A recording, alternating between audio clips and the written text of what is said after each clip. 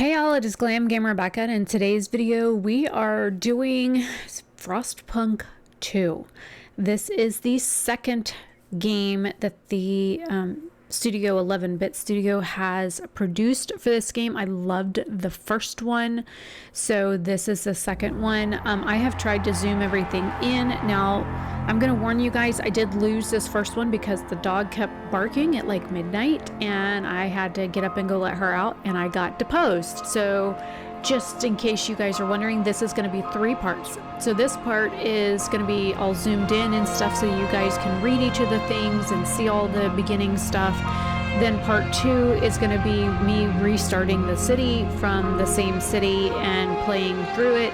And then the third part will be me actually winning that scenario, or at least stopping at 3 weeks, 7 days, and 7 hours, or 300 weeks. So we initially have the end user agreement here, and then we've got the builder preview. This says, "Welcome to Utopia, builder preview. We are thrilled you're here.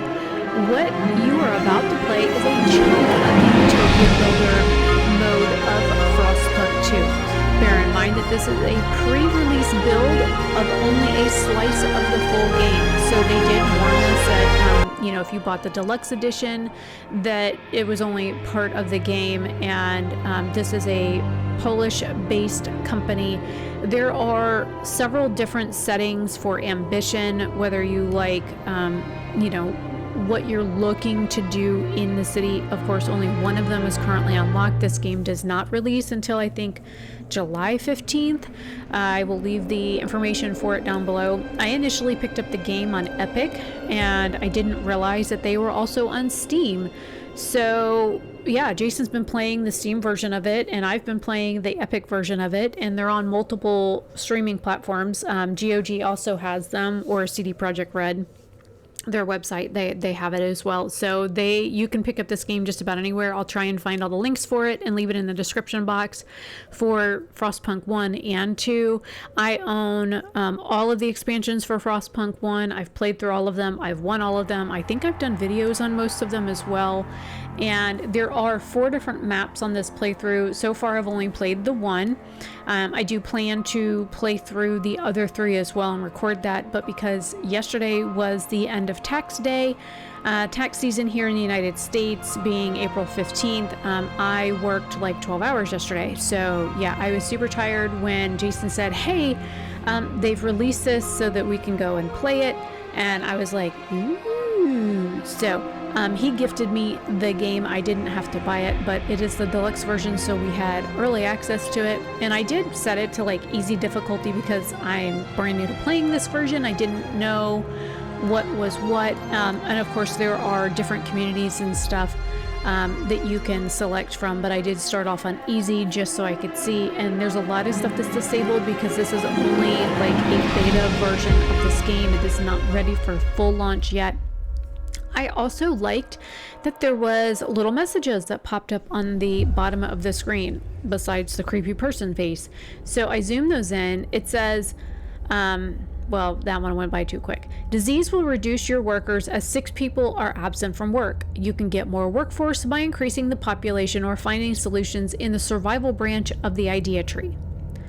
When your tension is high, and you find it hard to decrease, try increasing your trust. It might save you.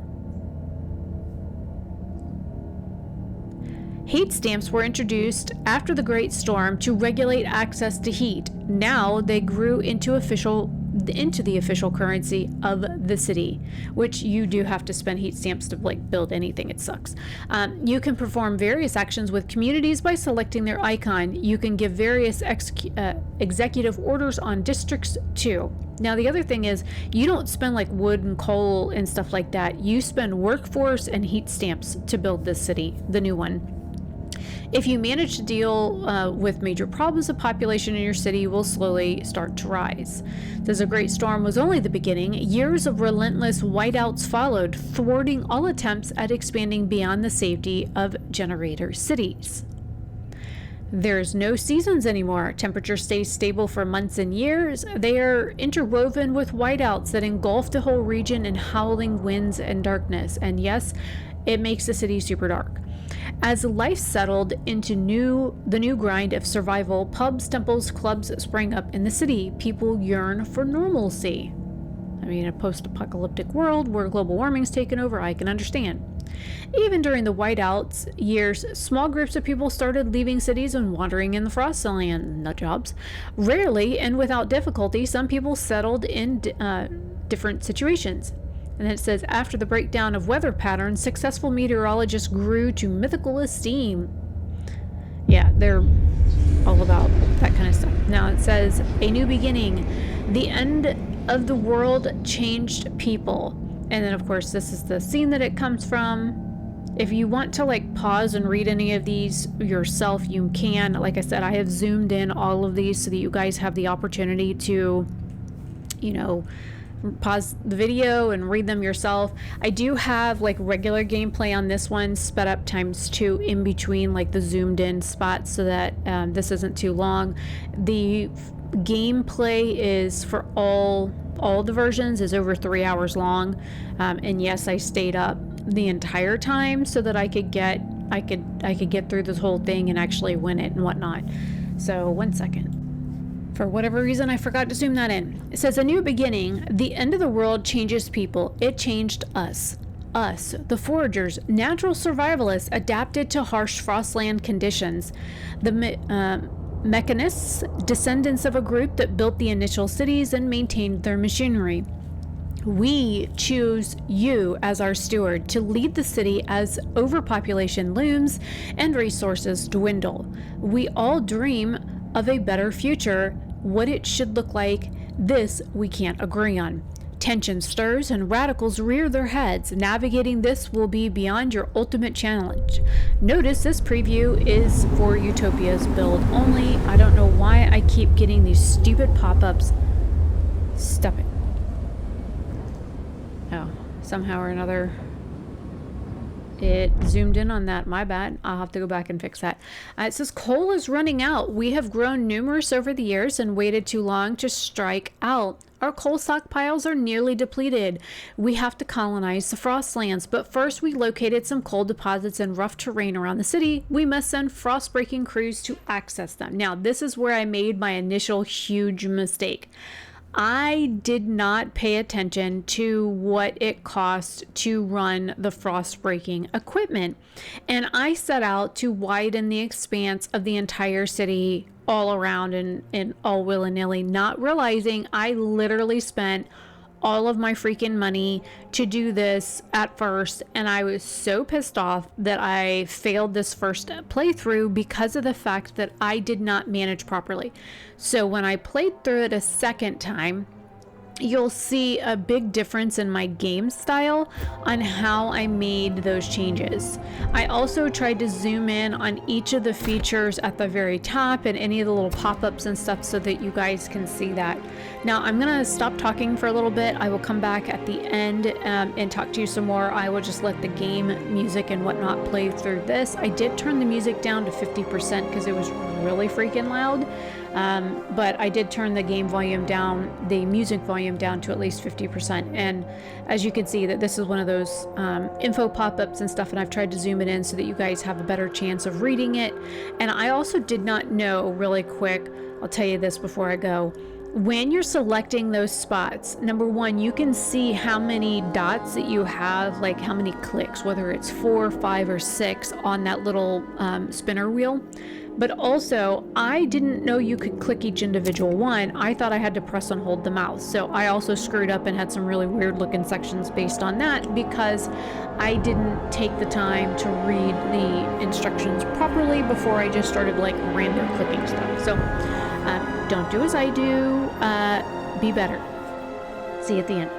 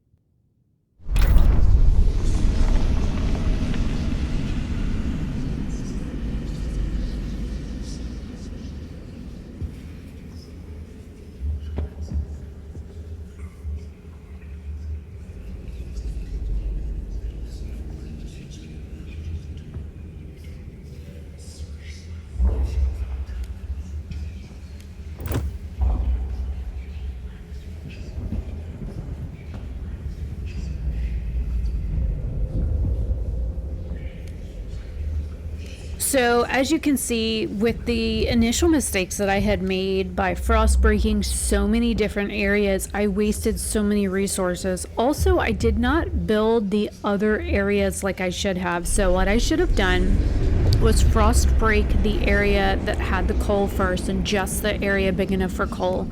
Then I should have built the housing district, and then I should have built an industrial district. Then I should have gone through and cleared out where the wood is all the way up to where like you can go out into like the frostlands and scavenge out there. I should have done those first. And then there's the food section that looks like a pond or whatever. There's also other food areas, and there's iron and stuff that you'll find, but I should have been more strategic with how I started out, instead of just going in there and just going, oh, well, I can just frost break everything, blah, blah, blah, and then not like totally screw everything up. So the way that I played this through, I wasn't really thinking about the consequences. Number one, you only have 300 weeks because this is a limited playthrough. So you don't have as much time. There are also 3 places where you can frost break to get out to the frostlands. One of them is where the wood is next to the food source at the top. The other one is behind where the coal pile is, and then there's one off to the far right of the same area where the coal pile has like one entrance, and then there's another entrance further over which also has more wood and iron.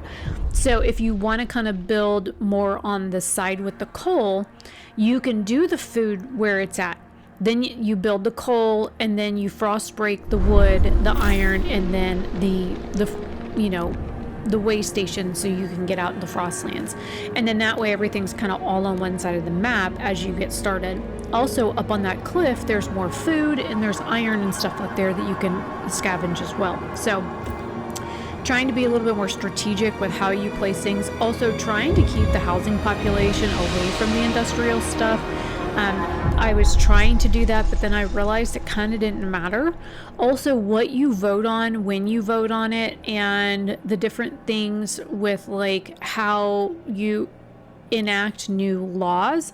So instead of just like the law tree versus the research thing, it's a little bit different in this game. In the other game, you used engineers and you used them to research things for like generator builds and, the wastelands, trying to go out there and scavenge in the wastelands. Or you had one for like gathering, that where you had iron and coal and food and other resources that you built up like specific buildings for. You don't have that in this game. You have like certain things that they want you to vote on, and then it has like a cooldown period on those, unlike before where you just go through and you do like heaters or generator range upgrade or generator output upgrade, and you use like wood and iron and food and whatnot to upgrade those. You don't do that this time. This time you spend those like wasteland coins, basically the heat stamps, in order to do your research. Also, you get to like vote on stuff, kind of like the British Parliament. So there are a lot of new aspects in this game that were kind of unexpected for me.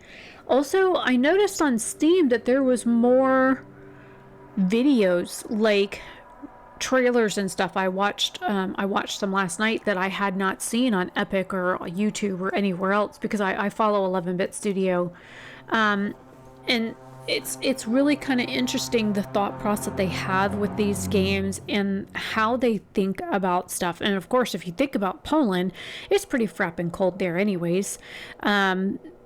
So I think that they know about snow and mechanics for snow and that kind of stuff, and what kind of harsh realities there are in snowy climates. And I think that they really put their logistical knowledge for their geographical location for them in the studio into this game, so it makes it seem more realistic.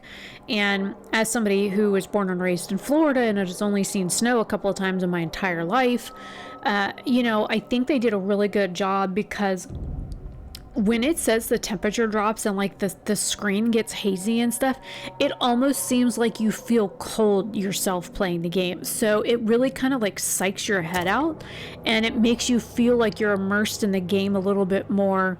Now, when I get into part 2 of this, which will probably go up tomorrow because I'm going to break this up into the next 3 days, that I'll talk a little bit more about like first impressions and things like that. I've gone over some pros and cons and some minor differences between Frostpunk 1 or Frostpunk and then Frostpunk 2.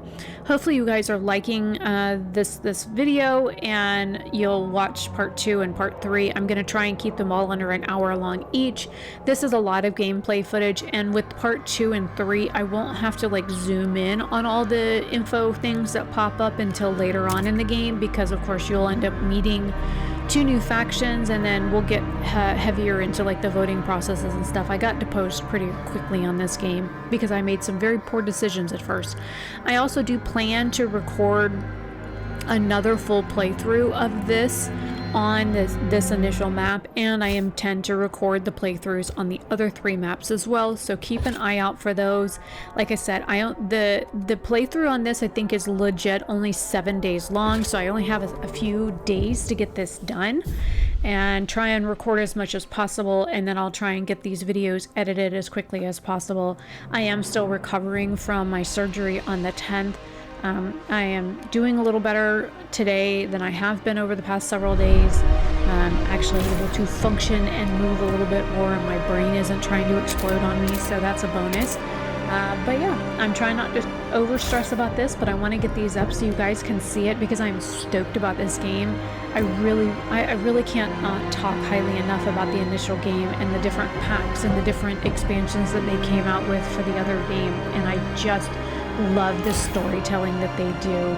I don't really care for the religious aspect of it, but again, if you think about where the people are from that developed this game, it's a very kind of war-torn religious kind of area, because you're right there with all the like wars with Russia and Ukraine, and you know, the different churches and stuff that moved into all the different countries over there in Western Europe, Eastern Europe. Wow, brain. Where they were like, well, you have to be Catholic, or no, you need to be Greek, or no, you need to be Jewish, or whatever. And there was a lot of like different religious wars that were fought in those countries over there. And I think that their background has a lot to be said for the games. Now, granted, I don't like playing games that have religious themes to them because I am a tree hug and dirt worshiper. But, you know, if you want to believe in a book written by a man that was, you know, a bunch of stories told by people passed on from person to person, then you go right ahead and whatever floats your boat. Believe what you want to believe. As long as you don't think you're a god, then that's okay with me. But I really don't like playing games with religious themes like that shoved down my throat. So the first version of this game did kind of bother me a little bit, because you had either you would beat people into submission, or you would force religion on them. So I didn't quite care for that in the first version of this game. Hopefully it's not the same in this version, but we'll see when the full game launches. I am still excited about this game, and I can't wait to play more of it. So I will see you guys later. Hopefully you are having a fantastic day or night wherever you are, and I will see you there. Bye.